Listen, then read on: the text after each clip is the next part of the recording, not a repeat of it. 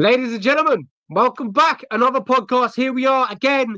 This week, we're going to be talking about UFC Atlantic City and Rose Namajunas returning back to the winning ways. Firstly, Oscar, how are you? I'm very good. I actually had a better time watching the card this past week. It didn't feel so lackluster as past weeks, and I'm feeling much better about the state of the UFC at this time. And also, we just had a crazy bomb dropped on us by Dana White. It's kind of the elephant in the room right now. UFC Saudi Arabia, Hamza Chimaev versus Robert Whitaker. I feel like we got to give a mini breakdown of that to kick it off. Yeah, absolutely. Robert Whittaker, as you mentioned there, versus Hamzat Chimaev. Wow, that's a fantastic fight announced in itself. Main event. Firstly, Oscar, who have you got for that one? That's going to be a big one. Obviously, the Saudi Arabians have been a huge investor inside the boxing market, so it looks like they're getting their wish after all in the MMA market. Yeah, I really think that this is a massive challenge for Hamza Chimaev at middleweight. He's not actually beaten a legitimate middleweight contender yet, so I do think that Robert Whitaker has many advantages in this one, particularly in the striking and in the cardio. And I think that may be enough to hand Hamza Chimaev his first loss. Wouldn't that be something? But yeah, obviously, fantastic fight announced. Obviously, we had Kelvin Gastelum versus Daniel Rodriguez as well. Another huge fight. Alexander Volkov versus Sergey Yeah. Pavlovich is the co-main event. And also we have the return of Shara Magomedov taking on Ihor Potieria. And it's just an embarrassment of riches in Saudi Arabia, and I love it. Completely agree. Before we get to that, we've got to talk about what happened last weekend in Las Vegas, Nevada, this time. So let's bring it up. Amanda Hebas took on Rose Namajunas in the main event in the UFC Apex again. But yes, Rose Namajunas cruised. Well, I wouldn't say cruised to victory. It was hard at times for Rose Namajunas, but she got the victory. I think that's the best way of putting it. She got the job done. She returns back to the win column. Impressed with Rose? What was the feelings after this fight? I had a real feeling that this is not the proper division for Rose Namajunas. That doesn't Yeah, indicate how good of a performance she had. She had a solid performance. She performed on the feet and on the ground against a black belt in judo and Brazilian Jiu Jitsu. She was able to maintain top position at many periods in this fight, and that's probably what secured the victory for her. So she did a good job, but let's be honest, this is against a fellow strawweight who's fighting at flyweight as well. And I do think that Rose Namajunas looked a bit slow out there, and that may be due to the extra weight on her frame. So if I'm Rose, I go back down to the weight class where she was champion twice before, and I go back down there. But it looks like the Macy Barber fight could be cooking up real soon, and I hope that happens. But at the end of the day, Rose Namajunas is still a high level fighter. Is she a championship fighter in this division? I don't think so, honestly. yeah. Well, we're going to find out and see what happens down the line. But yeah, Rose Namajunas back in the win column. I think that was the most important thing for her heading into this one. Is just getting back into the win column in any means necessary. And it might not be the most spectacular win, the greatest win that she's known for. Obviously, these head kicks in the past, huge knockouts, dramatic knockouts. But the most important thing is she's back in the win column and she can finally pick up that momentum again. Decent win. She goes again. She'll be back. And like you mentioned, AC Barber, potentially the next one for Rose Namajunas, the former champion. Co-main event, we had Carl Williams versus Justin Tapper. Carl Williams, this one was a bit of a messy heavyweight fight, wasn't it? That we've seen in the past from a lot of heavyweights. This is exactly what I predicted on the show this past week, that Carl Williams will have a wrestling advantage and he would use it. And some people in the comments were talking about Tafa's power, but Tafa is not exactly a high level striker, in my opinion. He just hits really hard. So he wasn't able to set up the shots necessary to put up Williams. And Williams took him down very easily. Tons of mat returns. Very predictable stuff. Not much else to add. Absolutely agree. Short and simple, keep it short and sweet. Bang on the money there, Oscar. Next one, Edmund Shabazian He returns back to winning ways against AJ Dobson. And I said last week, if he doesn't win this one, there's not a lot of places that Edmund Shabazi could go, maybe outside the UFC to rebuild his name and then potentially come back. He's still only 26. I felt like this is a must-needed win against AJ Dobson, and he got the job done. And AJ Dobson has ultimately been released from the UFC. So how big of a win was this for Edmund Shabazi, and how much of a needed win was it for him? It was a much needed win. Edmund has been very up and down since his first loss. And this was a fight that was not very easy for him. He got rocked early on. This was more of a comeback victory, but he showed that he is so dangerous in that round one, even if he gets in trouble. So AJ Dobson, the little that the fight lasted, he had a good showing for himself, and I'm surprised they cut him because he's very interesting to watch because of the athleticism and the power that he brings to the table. But Edmund is better in those two categories, so that's why they kept Edmund. Edmund is the better fighter of these two, and I hope we see him improve because it's really rough seeing a guy that used to be called the Golden Boy is now taking these tough losses. Now he's bouncing back. Yeah, once upon a time he was one that was maybe going to go on a challenge for a title. He took some time. Well, he's had some rough time as of late, but he's got to rebuild himself back, and maybe it starts here. Who knows? Next one was Peyton Talbot, and he put an absolute spectacular performance. I said last week it was a battle between two prospects, and I wasn't sure who maybe got the win. I was going with Peyton. He looked spectacular, didn't he? This guy's got skills. Absolutely. I was blown away by Talbot. I actually thought he was the MVP of this card. He's the most valuable player. This guy really exceeded any expectation I had for him. He didn't look like this in his previous fights. He wasn't knocking guys out. He wasn't landing these clean knees. It appears to me that he's firing on all cylinders right now, and he's improving every time out. And Cameron Simon was coming in very determined to get a win after his first loss, and he stood no chance. As soon as he ate that clean knee, the guy was toast. And at the beginning of round two, he eats a brutal hook and just goes down. And I really think that Talbot, after watching this fight, will be a top 10 guy in this bantamweight division, which is a very, very high praise from me because I think this is one of the best divisions in the UFC. This guy is just getting started. He's already demolishing us. Completely agree. Against Cameron Simon, who that's no pushover. He, once upon a time he was 9-0. Yeah, and he trains at the gym with Dricus du Plessis, the middleweight champion. So he's got high-level coaching. Yeah, fantastic win for Peyton. Next one was a fantastic win as well, and a good win. Like, it's good seeing a good, not a good, but good feeling win, if you know what I mean. Yusuf Salah was once upon a time inside the UFC, didn't have success. Well, he had some good fights, got released, had a good success on the regional scene, returned back to the UFC against Billy Quarantino, and got the job done. Second round, rear naked choke, submission victory. Fantastic stuff. Yeah, I was blown away also by this performance because Yusuf Salah was not a guy that was dominating guys of this level in his first UFC run. There was a lot of close fights he had. Obviously, he had to fight Taporia, and Taporia's debut had a draw against Damon Blackshear. So I was thinking that Billy Q would basically just outclass him, outpace him.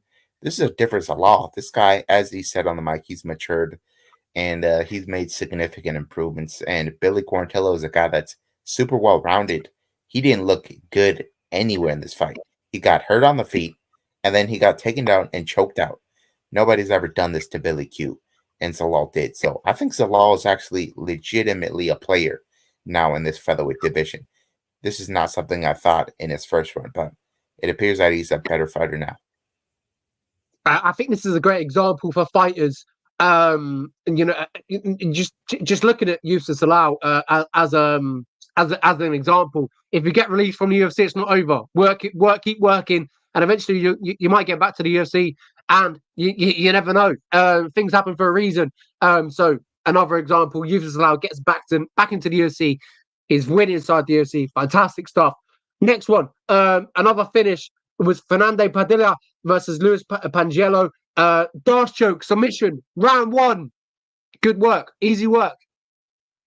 Yeah, Padilla was written off by some people after Cal Nelson lost, but you look at the guy's frame, and he's got so many great tools, and he hits very hard, and that's what he did in this fight. Pajuelo was a guy that had never been finished, and he got finished in brutal fashion. He got dropped with a left hook, and then he got stuck in that standing darts choke, which we never see a standing darts choke. So Padilla has got a good skill set, and he's still young. He can still improve. So I love this finish from Padilla. Yeah, it was great, fantastic finish. Next one was Trey Ogden versus Kurt Holloway.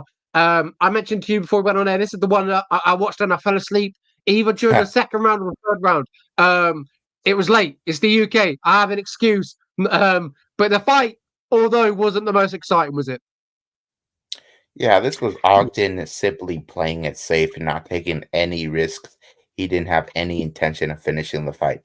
His game plan was take him down, stay in half guard, stay away from trouble on the feet. That was the that was the gist of it. Kurt Holloway, whenever he got the box in this fight, he was touching him up, but Ogden didn't allow that. And Ogden, to me, has really shown that this guy will beat the vast majority of lightweights with his good game plan.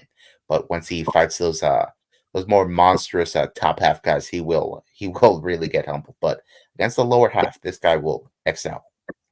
Yeah, agree. Next one was another submission victory. Julian Erosa getting a win over Ricardo Ramos. A submission versus Ricardo Ramos, who's showing some good grappling.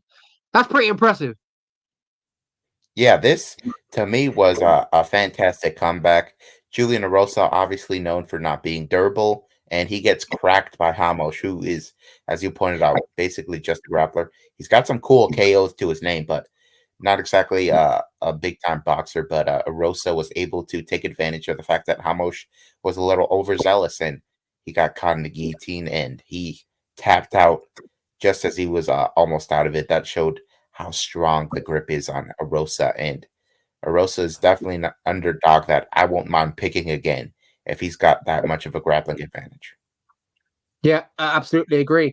Next round, 135 pounds. Miles Johns beats Cody Gibson. Miles Johns continues his winning streak after that no contest. Impressed with Miles Johns or just got the job done? Beat Cody Gibson, who at 135 pounds has a long frame, quite lengthy. Was it a good win? Yeah, it was.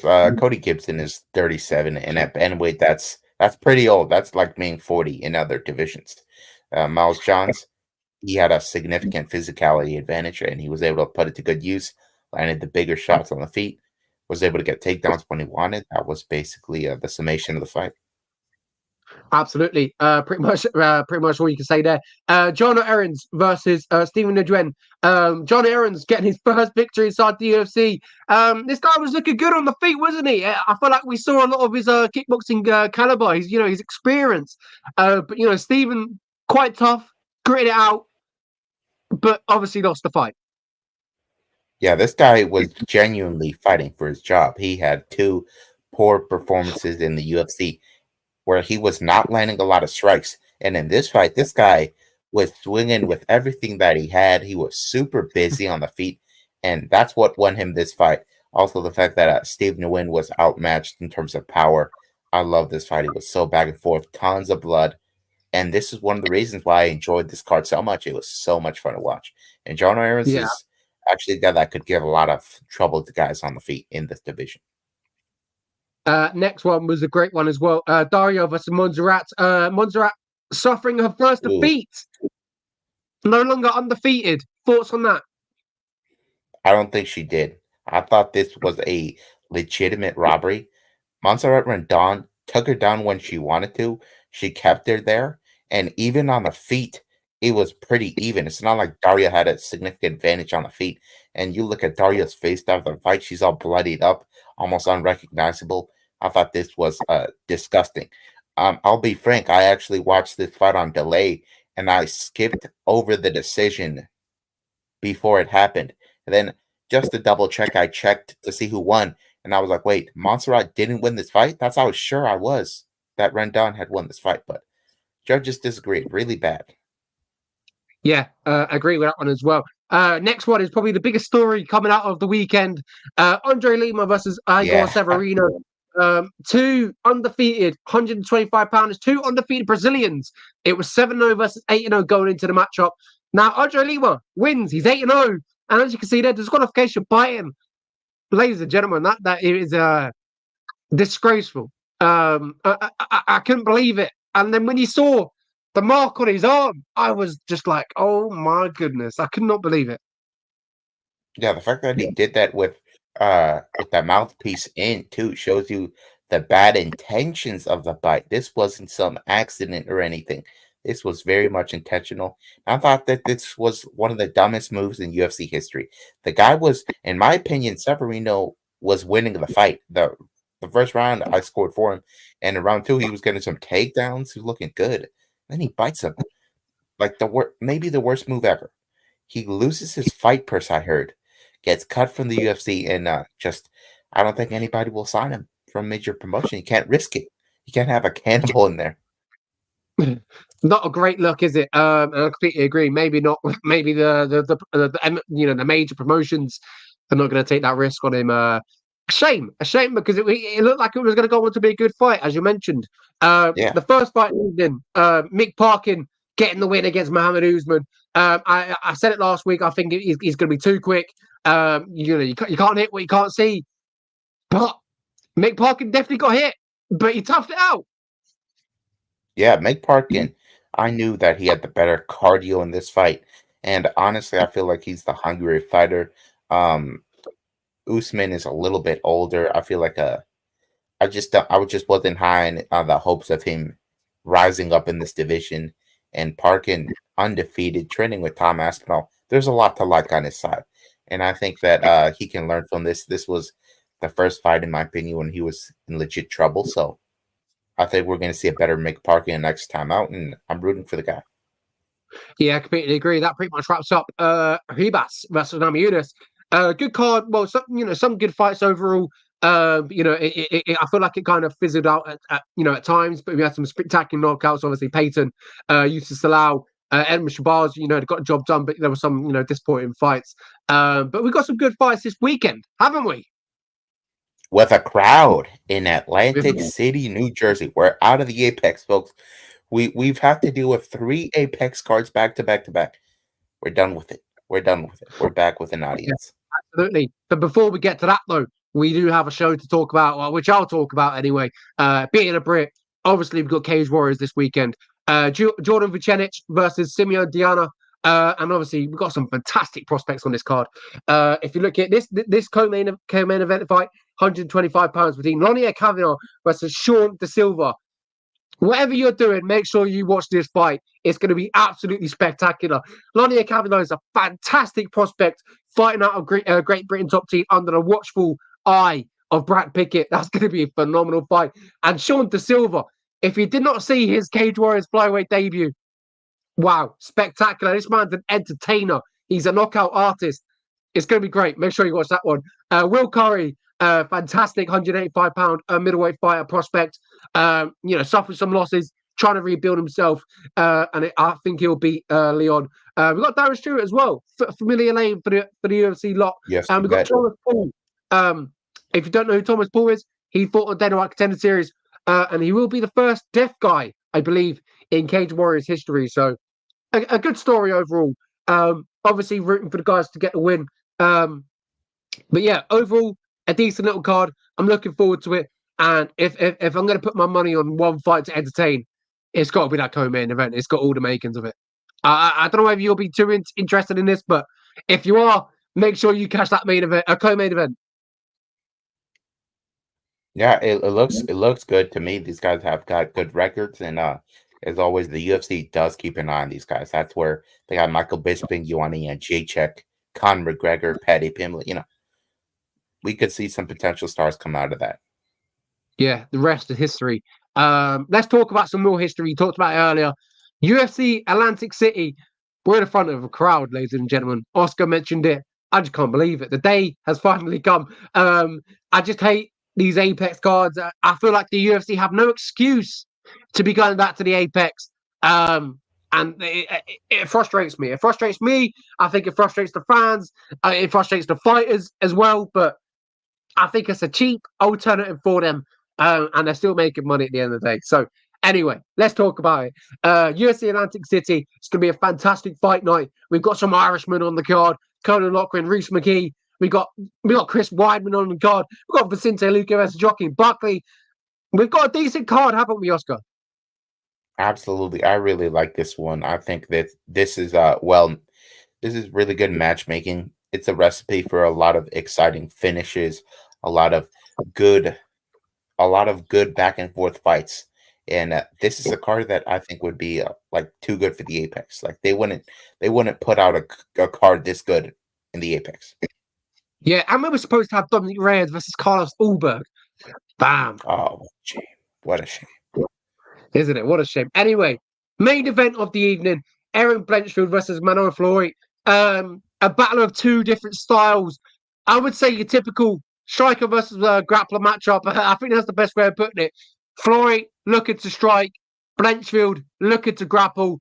Who imposes their will first will win the fight. Oscar, who does that? I think Manon Fiorot has a great chance at winning this and handing Aaron Blanchfield her first loss in the UFC. Aaron Blanchfield has looked nothing short of impressive in her UFC run so far. She's gotten quality victories constantly. The Miranda Maverick fight was a huge coming out party for her, in my opinion, because Maverick is somebody that's usually competitive in her fights. That was not competitive. That was a fight where I scored it 30-25, meaning every round was a 10-8. So I think that she's not capable of doing that to Fior, who has really good takedown defense. That takedown defense has held up against some pretty formidable names, such as Rose Namajunas. Jennifer Mayo only secured one takedown, but was unable to really do anything with it. Outside of that, we've really have not seen Manon on her back, which could be concerning in this fight. But Erin Blanchfield, I wouldn't consider her to be some fantastic wrestler. She's a very good jiu-jitsu player, but the wrestling I don't think is all that high level. So I think Manon Fiorot, with a good camp, which she has had a long camp for this, I think she can defend enough takedowns to have enough striking exchanges that I am certain that she's going to win because she's a karate champion.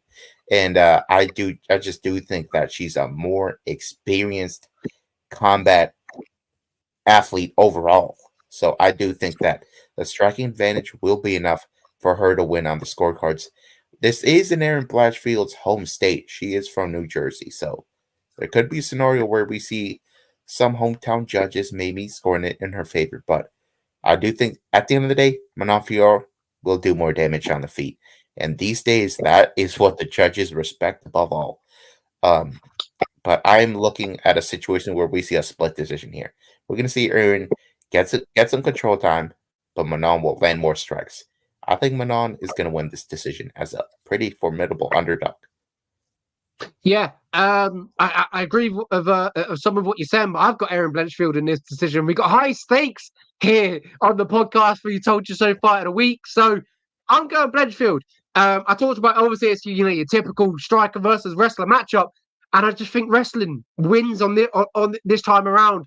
But as you talked about, her wrestling is not great, but if she gets it to the mat, eventually I feel like Aaron Blanchfield will be able to submit Manon.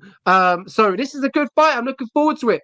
As you know, women main events go, I think this is probably one of the best that they've put on in recent times. Two prospects.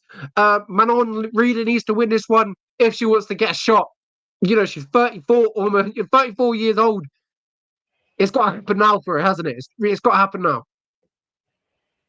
Yeah, I would say so. The speed will eventually dissipate. And also, you have to keep in mind that Valentina Shevchenko and Alexa Grasso are committed to doing the Ultimate Fighter, and that will probably result in them fighting around September. So the clock is ticking. Like this division will kind of run away from you if you let it. And also, you got Rose Namajunas and Macy Barber in the mix. This is an exciting division, and I feel like Valentina losing was only the beginning of this new crop of fantastic flyweights taking over. Yeah. Manon Flores' only loss came to Liam McCourt. Liam McCourt, obviously now Bellator fighter. A featherweight. A featherweight. This is the 125 Yeah, pounds. So let's take that in. Co-main event is a one for the fans, isn't it? It's I feel like this one probably doesn't make sense. Obviously, Vicente Luque, 12 ranked in the world. Joaquin Buckley, not even ranked, but I think this one's for the fans. This one's going to entertain. Obviously, Vicente Luque has been in some scraps, absolute wars down the line, and I feel like maybe this one has the potential as well to get, to really turn it into a dogfight. Who wants it more? Joaquin Buckley obviously has that power. He's received. Obviously, he had that, the highlight, the biggest highlight reel lookout the UFC's ever seen against Impa Kasanya. So this one, a close one to call, but I feel like who wants it more? Who's going to dog it out? And that's Vicente Luque. I feel like he should beat him pretty handily as well. I think that this will really tell us where Vicente Luque is at. He's the guy that had really serious brain issues after getting knocked out by Jeff Neal. It was to a point where he was just grateful to be fighting again. Then he fights Rafael Dos Anjos. Dos Anjos is a grappler. And what does he do against Dos Anjos? He takes him down. He took him down 8 times in that fight, I think it was. And he looked really good in the grappling department, but on the feet, I thought he didn't really look out like himself. Dos Anjos actually was able to hurt him. He was very conservative on the feet. It appeared that he doesn't want to get hit. That's kind of bad news if you're fighting a guy like Joaquin Buckley, who knocked out PFL's light heavyweight champion. The guy hits like a truck. That's why he moved down. He moved down to welterweight so he can be more of a physical force in this division. But I do think that Buckley, while he has been able to fend off takedowns in the past, he had a little more muscle on his frame back then. So maybe Luque returns to the wrestling that he did in his last fight, and he gets some takedowns. He's got that black belt in jiu-jitsu, so it's possible that he could catch Buckley with a Darce choke eventually. But I do think that Luque is going to start fighting smarter now. I don't think he wants to be in a war, and that could be a situation where we see Buckley put Luque to sleep, which saddens me because Luque used to be one of the most durable guys, but it's possible the chin could be fading. But I have to take Luque, more experienced, better resume. I think he wins the decision using his wrestling. Yeah, and obviously he talked about the Darce choke. Phenomenal stuff, isn't he? One of the best at it. Three inside the UFC. I'll be doing something like that anyway. But yeah, fantastic fight. Looking forward to it. It's going to be a fantastic co-main event. Next one on the main card as well. Former UFC champion Chris Weidman returning back to the octagon, returning back to the UFC after obviously, yeah, we know what happened. Obviously, he got broken leg against Rahul, lost his decision against Brad Tavares.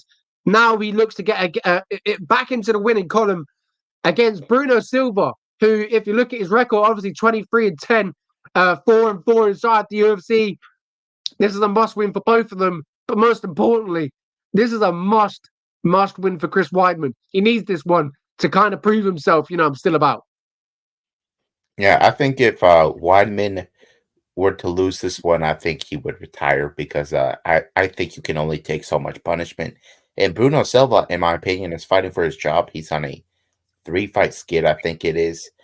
He's lost to quality names like Brendan Allen, Alex Pereira, and in his last one, it was Shara Magomedov, who's an absolute monster on the feet. So really no shame in some of those losses, but if we're being honest, the names he's beaten, not that high level either, but something that is undisputed is the guy's power. He has one punch knockout power. He had Alex Pereira in trouble on the feet at some points. And Chris Weidman is not the most durable guy, especially I believe he's 39 now. So yeah, 39. So I don't think he can take a shot that well. He's got a massive wrestling advantage here, though. Andrew Sanchez took down Bruno Silva very easily, was dominating him for 2 rounds. Then round 3, he gassed out and he got knocked out. We could see a scenario like that because, as I said, all it takes is one for Bruno Silva. I think that's what happens here. I think Chris Weidman is going to get clipped in this fight, and it's going to be pretty sad to see. I just think that Bruno Silva has such a bigger edge on the feet in terms of the danger factor. And Weidman did not look good against Brad Tavares. And when Brad Tavares fought Bruno Silva put his lights out in round 1. So I think I think Bruno Silva knocks him out in round 2. Yeah, I'd have to agree. It's sad to see Chris Weidman. Obviously coming back after that leg break, you just got to give it to him. But eventually your time is, your time is run. And I feel like maybe this is the time. Maybe he loses and then he eventually calls it a day. But yeah, I agree. I think Bruno Silva maybe might touch that chin, or maybe even just go get a decision victory. Next one at middleweight as well is Nursultan Ruzambiev versus Dumas. We're going for Cedric Dumas. This one is a bit of a decent one to obviously Nursultan came into the UFC in emphatic fashion. Obviously, he really put on a great performance. Dumas has been, I say his last performance was great, but other than that, but yeah, obviously, Nursultan beat Bruno Ferreira in his UFC debut, and absolutely spectacular fashion. Does he get the victory against Cedric Dumas? I think he's got a huge advantage in terms of experience. You see that record, 33-8 with 2 draws. I think in terms of grappling, he's got a massive edge. Cedric Dumas, he's gotten tapped out quite easily in his UFC debut against Josh Fremd with the guillotine. And I think that Zaboyev has a much better chance at tapping him out even quicker, probably. He's a guy that's all about these quick finishes, and that's why he's got those losses on his records. When he doesn't get that quick finish, cardio falls off a cliff, and he either gets finished or just has a really bad performance afterwards. So that is a possibility, but in my opinion, Dumas, outside of his striking and some mediocre wrestling, doesn't really have much to offer. I think that Sultan gets a takedown, chokes him out in round 1. That would be the perfect outcome. And yeah, this one's quite a close one to call.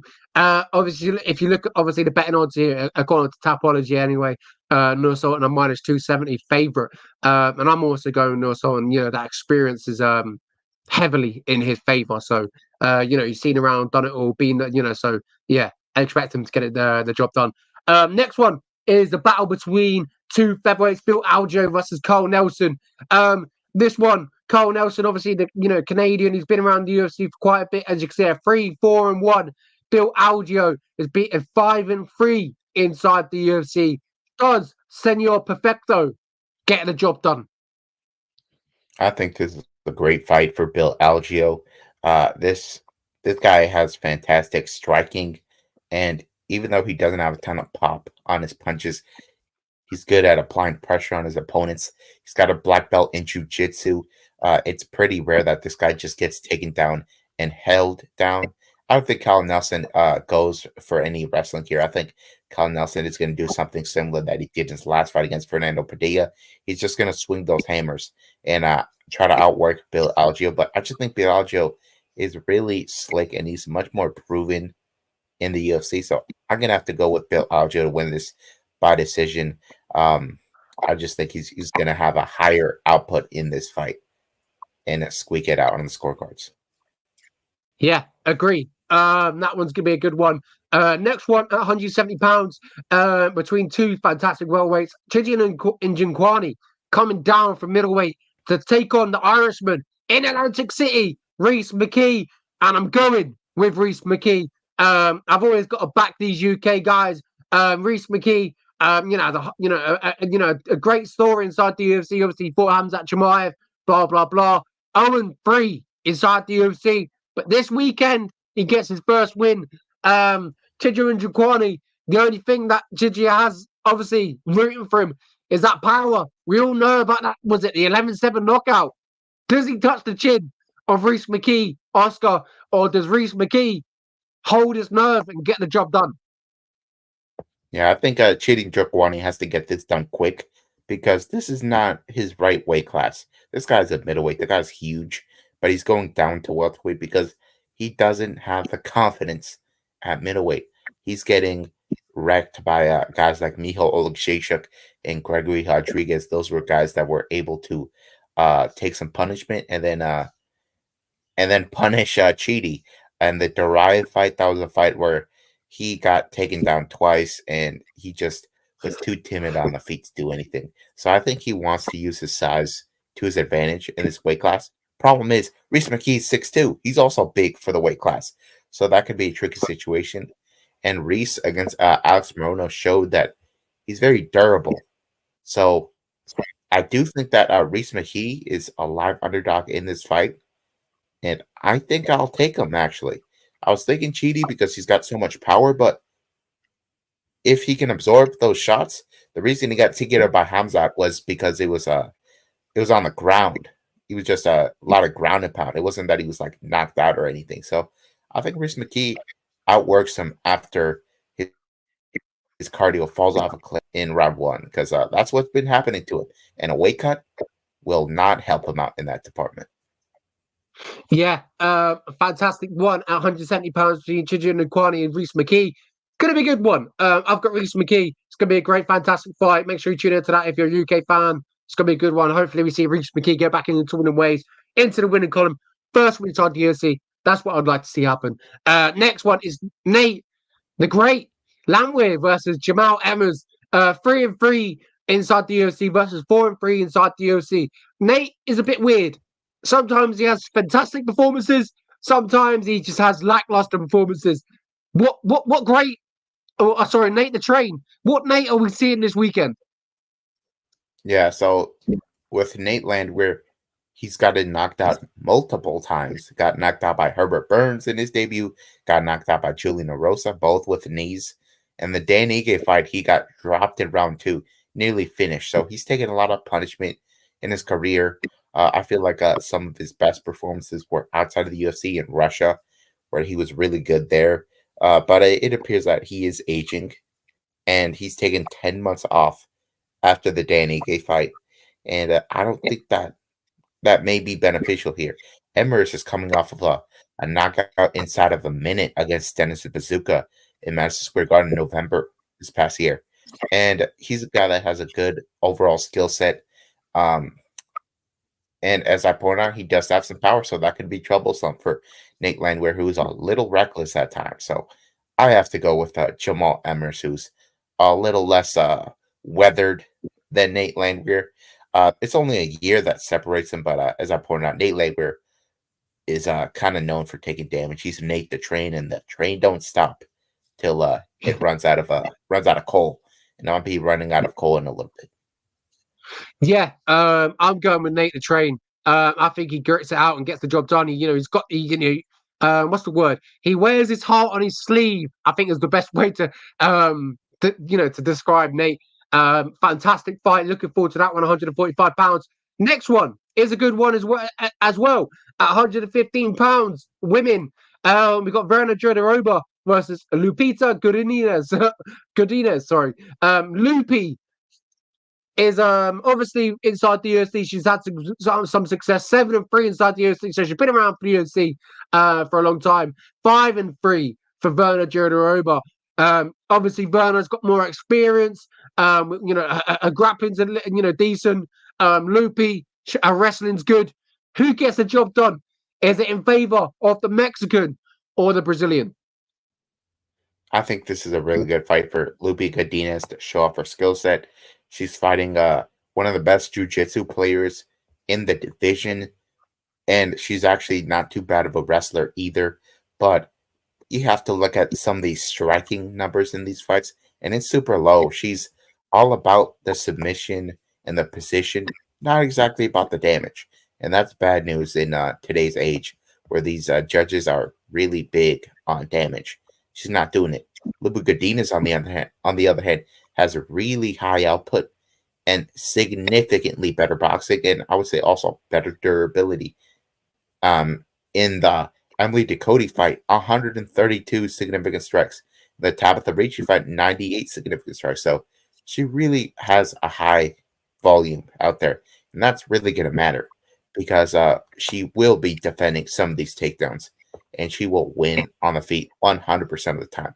Virginia Jodorova is just super slow and very little technique on the feet. It's going to be a major mismatch striking. Yeah, Brendan Janova, as you talked about, very slow, loopy. A bit quicker on the feet. I've also got loopy. This one, the next one is going to be a fantastic one. Julian Arce versus Herbert Burns. You talked about Herbert Burns earlier, knocking out Nate the Train. Does Herbert Burns knock out Julian Arce? This is so tough, man. Because Herbert Burns, not exactly a knockout artist, more of a jiu-jitsu player. He's a brother of Gilbert Burns, and Julio Arce. This guy's not even a featherweight. This guy's a bantamweight that's moving up. So I think he's going to be a little undersized in this fight. But Herbert Burns, on the other hand, he's all about those quick finishes.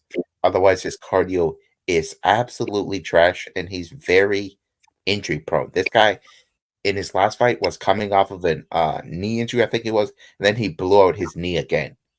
And then the guy basically quit because he was exhausted, which is horrible. This guy doesn't exactly have the fighting spirit of his brother. So I have to take Julio Arce here. I have to take it. He's gonna be quicker in this fight. He's gonna be a better striker. And assuming Herbert Burns doesn't choke him out in round one, I think Arce has much better cardio and is a lot tougher. So I think you have to take Arce here to win by decision. Yeah, agree. If you look at Burns' cardio, it's not great, is it? I believe. Have you not seen Herbert Burns quit on the stool? If I remember. Yeah, yeah, horrible stuff. And yeah, literally against Bill Algeo in his last fight, exhaustion from damage. Wow. But yeah, he was on a 2-fight losing streak against Daniel Pineda, Bill Algeo, a big one for Herbert Burns. He needs to get the job done against Julian Arce. Interesting to see whether he does or not. 145 pounds, 2 back-to-back 145 pounds matchups that we're seeing here. Conor Matthews, obviously coming through the Dana White Contender Series, I believe, and he's making his UFC debut against Dennis Bajuka. Dennis Bajuka, 26 years old. He had a lot of hype going into him. I forgot who he trains with. It might be Calvin Cater and people like that. Oh, here we go. He's out of the Longo and Weidman Yeah, MMA gym. So yeah, he trains with them. He had a lot of Aljamain hype. Rob. Aljamain and Rob, that's it. Yeah. They were hyping him up a lot. Matt Favola. And he's 0-2 inside the UFC. So you got to say this is a must win. If you get 3 losses, especially on your first contract inside the UFC, it's not good. Potentially get a cut from the UFC. His last fight, he got knocked out by Joel Emmers. Does the debutant Conor Matthews beat Dennis Bajuka? That's the question. I think this is a 50-50 fight. Dennis Bazooka, I think, got into the UFC too early. I don't think that he was ready. Sure, he looks good in the gym, but not everybody looks the same as they do in the gym on fight night. And it's been very clear. The Sean Woodson fight was not competitive. He got taken down. He got outstruck. He got dropped with leg kicks. And then against Jamal Emmers, he gets knocked out in less than a minute. So I'm not too sure about his durability. I'm not too sure about his wrestling, but apparently the guy is competitive in the gym with Matt Favola, Aljamain Sterling, and Marav Dvalishvili. But those guys are bantamweight, so I'm not too sure about what he brings to the table. But Conor Matthews is not exactly a guy I'm high on either. He lost on Contender Series against Francis Marshall, got taken down a lot in that fight, was outclassed, and then he goes back and then he out wrestles some guy. I'm not too high on him. In Dennis Bazooka, I feel like we have to see some wrinkles of his greatness from the gym at some point if he's going to stick around. So I'll take him to win this fight by a close decision, by counter striking him on the feet, because that's what he's known for, is his striking. It could get tough for him if we see Conor go for a lot of takedowns. Agree. That one's definitely a close one to call. I'm gonna go with Dennis Bajuka. Split decision. It's gonna be close. Interesting to see how that one plays out.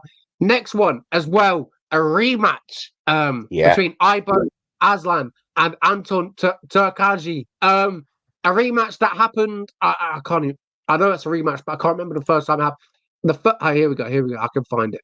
The rematch, well, the first one happened in 2020 brave 40. Anton beat Ibo in that one. Since then, Ibo has gone on a 4-fight winning streak, won his fight in the contender series, got his contract, and now he fights Anton Turkaji. What happens in this one? Does Anton get the better of him again, or does Ibo potentially make it, 1-1 and square up?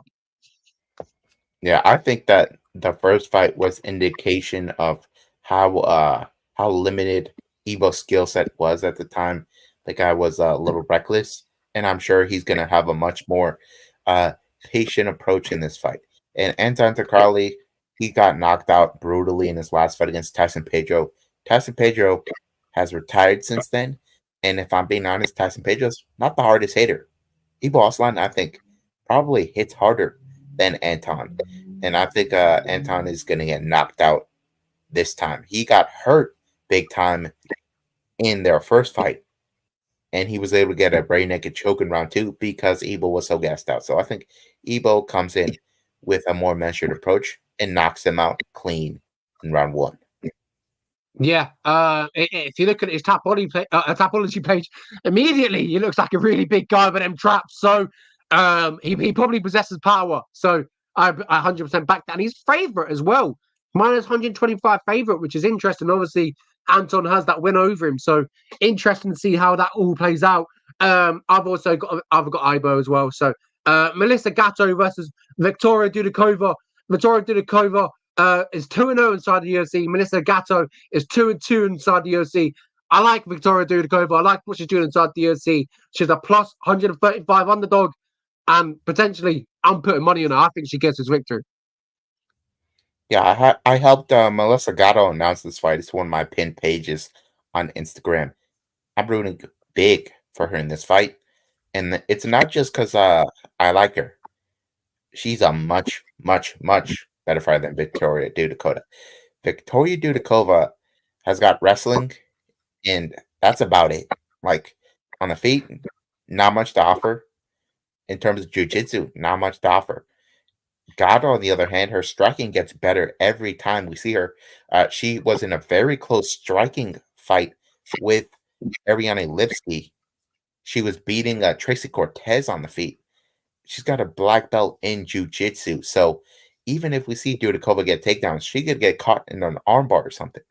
And on the feet, Gatto will win every exchange. So super confident in Melissa Gatto to win this fight by decision.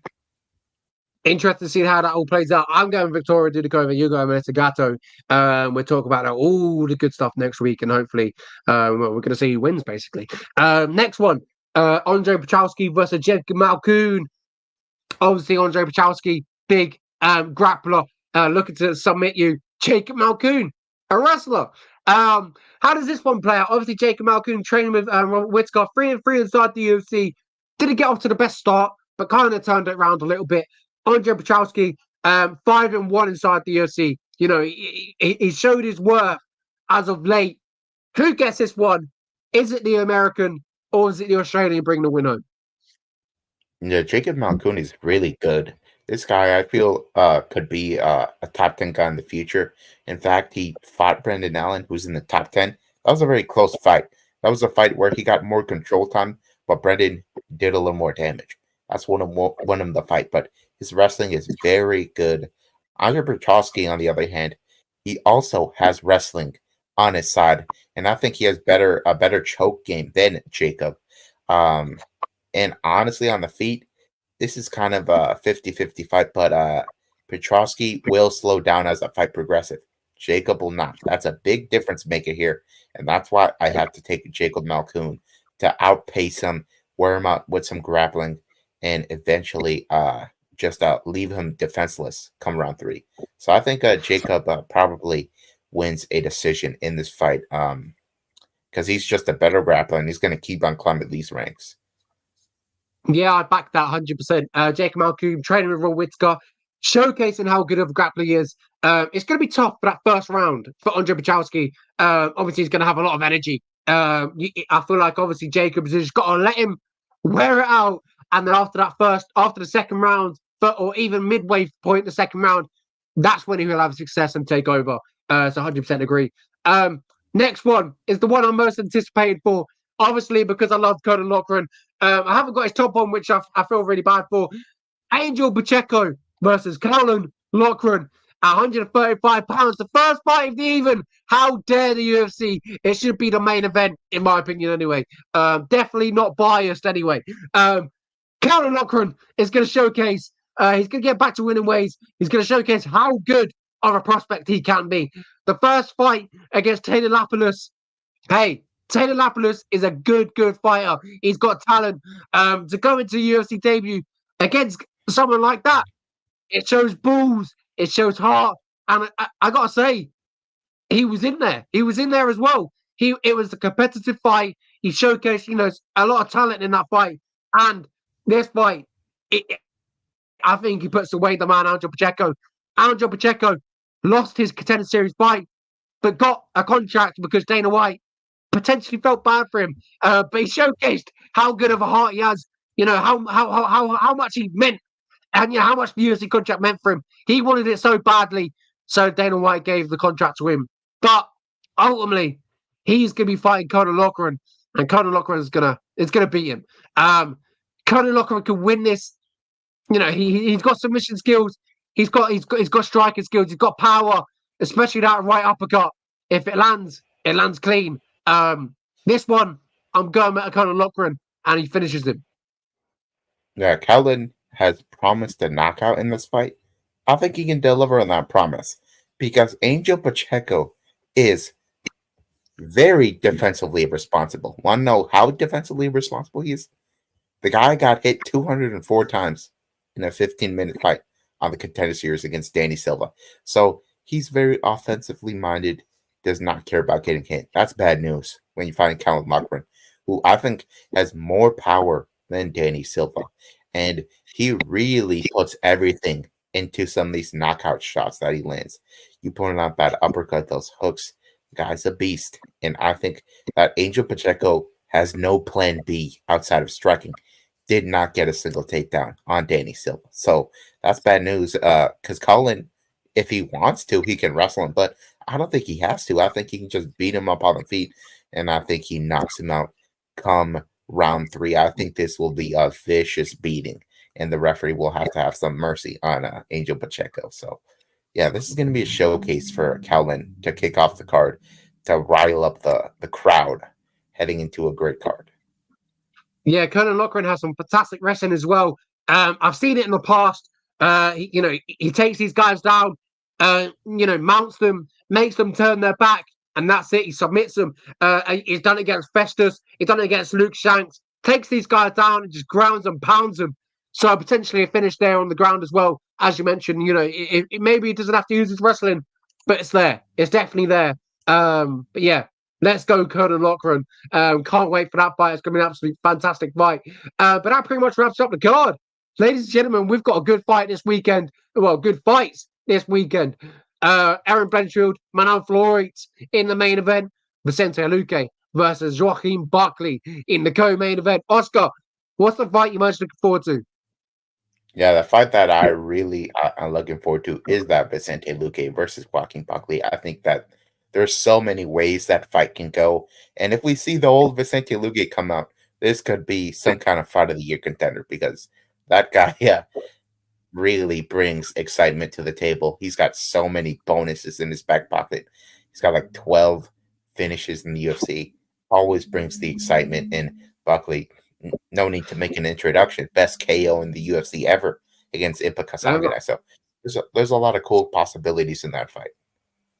Yeah, I completely agree. I'm looking forward to that one. I don't even have to say which one I'm looking forward to the most because everyone probably knows. Conor Loughran versus Angel Pacheco. Their first fight in the evening, ladies and gentlemen. That's what I'm looking forward to. I'm rooting for the boy, bro. He's going to go over there in UFC Atlantic City and get the win. That's what I'm hoping for. And obviously, we've got Reese McKee as well. I'd love to Reese McKee to get a job done as well against Julian Drakwani. Great fights this weekend. I'm looking forward to it. We also got Cage Warriors as well for the UK fans. What else? Oscar, you got any last sending off words before we let him go? No, just make sure to enjoy the fights and join us for next week as we recap the card and then we get the preview Brendan Allen versus Chris Curtis. The rematch. That's gonna be, Unfortunately, the yeah. Apex, but still a good fight. And this could be a major redemption spot for Brendan Allen. It's not a horrible card, but the Apex bumps me up. But that's why you got to soak in the greatness of the crowd this Saturday. Yeah, completely agree. Brendan Allen takes on Chris Curtis. Does Brendan Allen get his redemption, his revenge, or is it deja vu for Brendan Allen? We're going to find out next week. Make sure you tune in next week, same time, same day, Thursday, and we'll talk about all the good stuff and predict who, if it's going to win. So make sure you catch us next week. And a very goodbye from me and